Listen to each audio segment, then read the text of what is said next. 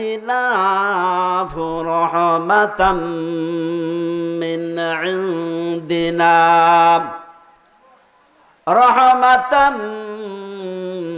عندنا وعلمناه من لدنا علما اللهم صل على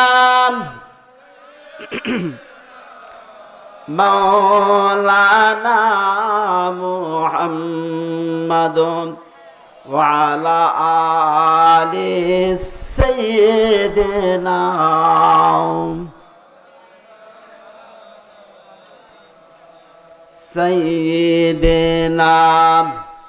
شفيعنا حبيبنا مولانا محمد وعلى آل سيدنا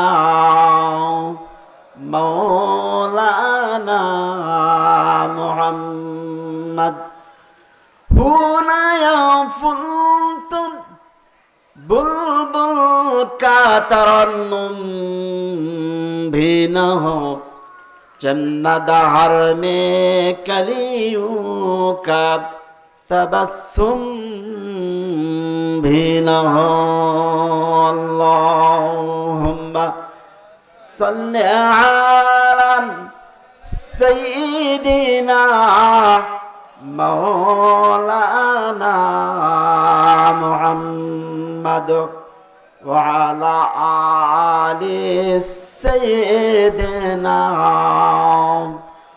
मौलाना मुहम्मद सय्यिदिना शफीअना हबीबना मौलाना मुहम्मद वअला आलि सय्यिदिना मौलाना मुहम्मद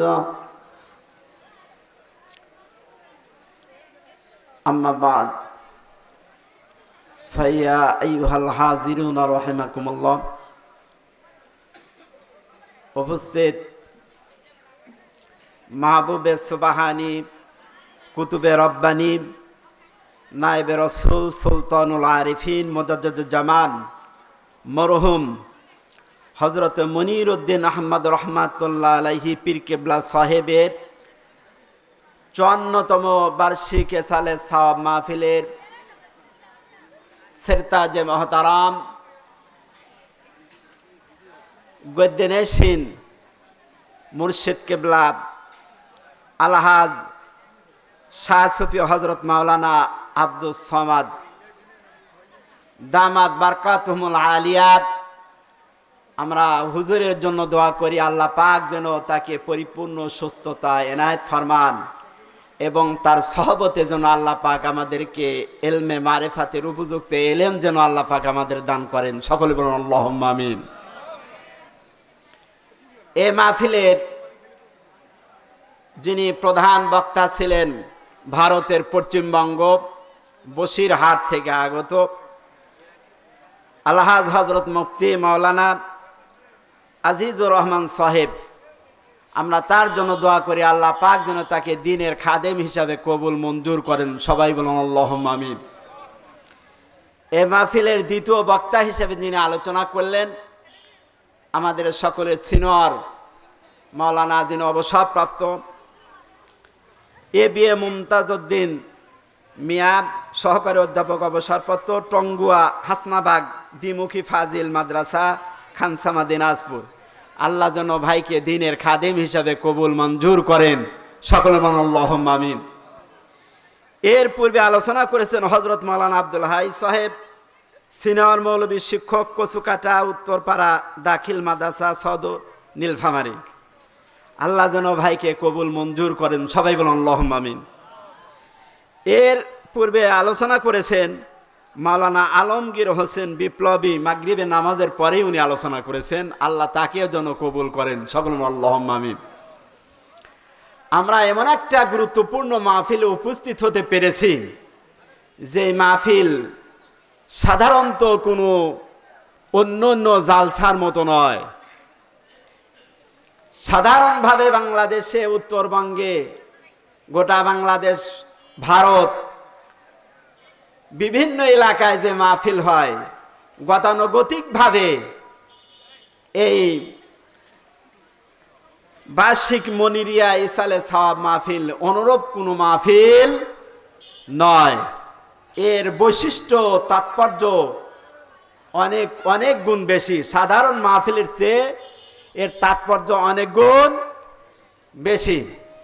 তার কারণ হলো, এখানে এমন একটা বিষয়ের উপরে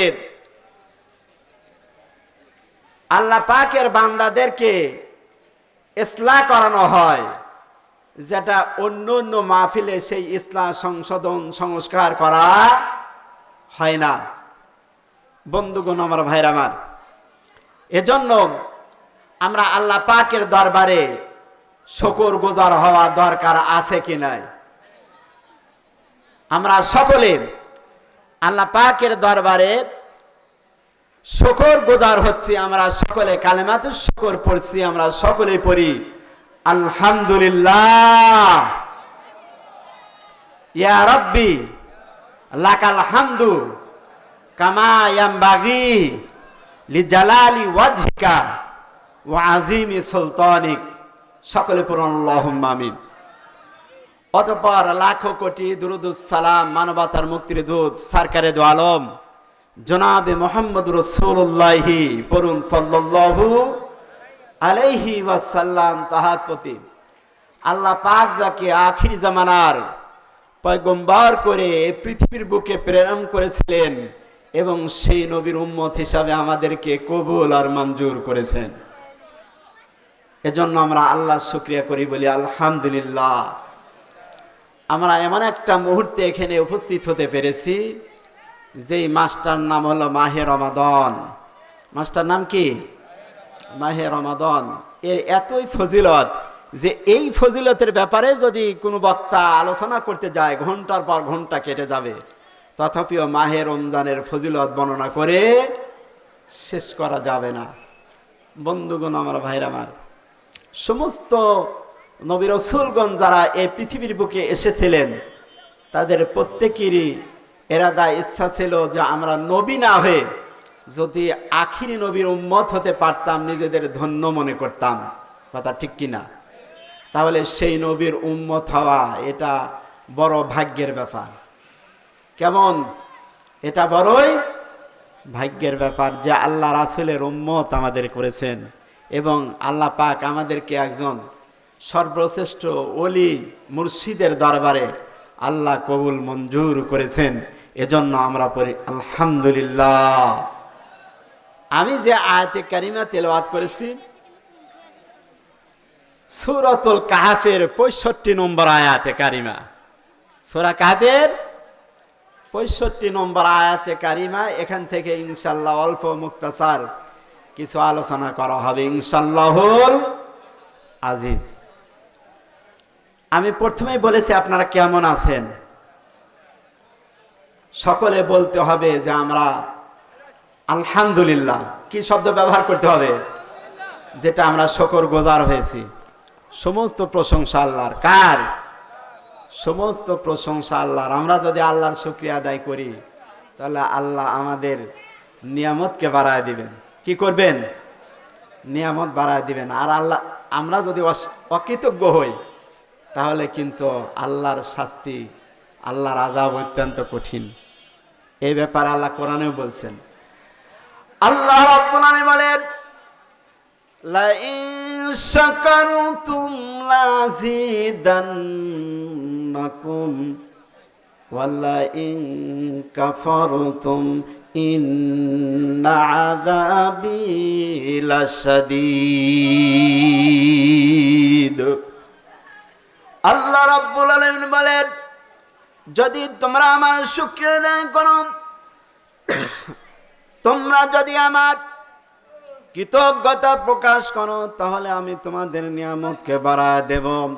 আর যদি তোমরা অকৃতজ্ঞ হও, তাহলে জেনে রেখো আমার আযাব অত্যন্ত কঠিন, আমার আযাব অত্যন্ত কঠিন। এজন্য আমরা যে নিয়ামত পেয়েছি এই নিয়ামত সুখে আদায় করা দরকার আছে কিনা, আছে কিনা? কারণ এই নবীর উম্মত হওয়া এটা কমছে ভাগ্যের ব্যাপার নয়, এবং আল্লাহর ওলির দরবারে উপস্থিত হওয়া, আল্লাহ এখানে নিয়ে আসা সকলের ভাগ্যে জোটে না, সকলের কিসমতে জোটে না। এজন্য আমরা এখানে এসেছি অন্য কোনো নিয়তে না, আমাদের একমাত্র নিয়ত হবে যেন আমরা এলমে শরিয়া এলমে মারেফায় পরিপূর্ণ দীক্ষা যাতে আমরা হুজুরের মারফতে আমরা অর্জন করতে পারি। কথা ঠিক কিনা? এটাই তো মেইন উদ্দেশ্য আমাদের। আমরা আল্লাহর কাছে চাইব যে আল্লাহ পাক যেন আমার মুর্শিদ কিবলার মাধ্যমে আমাদেরকে এলমে শরিয়া এলমে মারেফা উভয় এলেমে যেন আল্লাহ পাক আমাদেরকে কামালিয়াত দান করে। কথা ঠিক কিনা? কারণ এই সাবজেক্টের উপরে আলোচনা কোরআনুল কারিমে বুখারী শরীফের বর্ণনা, বুখারী ও মুসলিম শরীফের ভিতরে হাদিসটা আছে। এই হাদিসটা বর্ণনা করেছেন হযরতে উবাই ইবনে কাব রাদিয়াল্লাহু তাআলা আনহু। উবাই ইবনে কাব রাদিয়াল্লাহু তাআলা আনহু বর্ণনা করেছেন, আল্লাহ রাসূল বলছেন যে বনি ইসরাইলদের পয়গম্বর হযরতে মূসা কালিমুল্লাহ, নাম কি? মূসা আলাইহিস সালাম, তিনি কোন একটা মজলিসে ভাষণ দিচ্ছিলেন। কি করতেছিলেন? কোন একটা মজলিসে ভাষণ দিচ্ছিলেন। এক ব্যক্তি তাকে জিজ্ঞাসা করল যে সবচাইতে জ্ঞানী কে? সবচেয়ে জ্ঞানী কে? তো ওই সময়ে যেহেতু আল্লাহ পাক তাকে নবুয়ত এবং রিসালাত দান করেছেন, তার মতো জ্ঞানী তো জামানায় আর কেউ হতে পারে না। এজন্য তিনি সোজা উত্তর দিয়েছেন, আমি সবচাইতে জ্ঞানী, আনা আ'লামু, আমি সবচাইতে বেশি জ্ঞানী। কিন্তু আল্লাহ পাক যাদেরকে নৈকট্যশীল করেছেন, নৈকট্যশীল করে আল্লাহ পাক যাদেরকে জমিনের বুকে গড়ে তুলেছেন, তাদের জন্য এই রকম জবাবটা আল্লাহ পছন্দ করলেন না। আল্লাহ কি করলেন না? পছন্দ করলেন না। এরকম জবাব আল্লাহ চাইলেন না। আল্লাহ পাক ওহী নাজিল করলেন।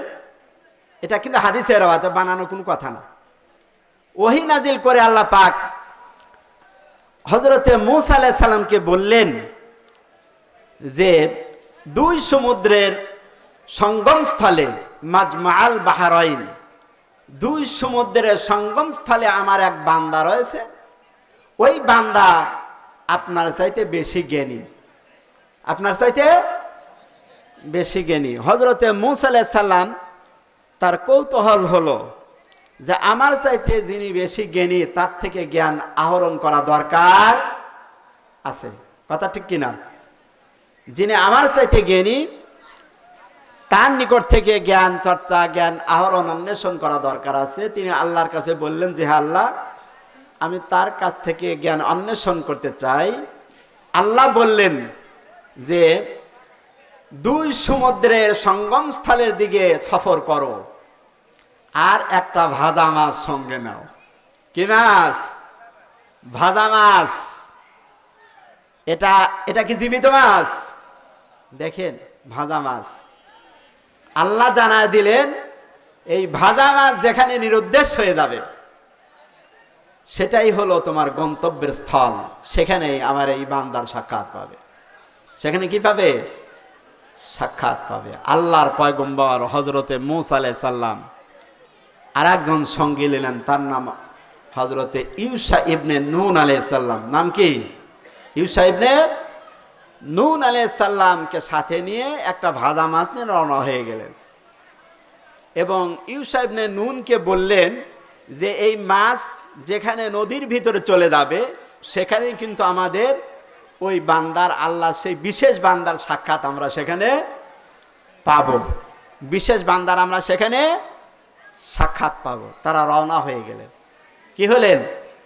রওনা হয়ে গেলেন। দীর্ঘ সফর শেষে তারা ক্লান্ত পরিশ্রান্ত অবস্থায় হজরতে মুসা আলাইহিস সালাম পাথরের উপরে মাথা রেখে ঘুমিয়ে গেলেন। পাথরের উপরে মাথা রেখে ঘুমিয়ে গেলেন। আর ইতিমধ্যে ওই ভাজা মাছ নড়াচড়া করছে। কি করছে? নড়াচড়া করছে। একটা একটা মজেজা। এটা কি মজেজা? সাধারণত যেটা ঘটে না।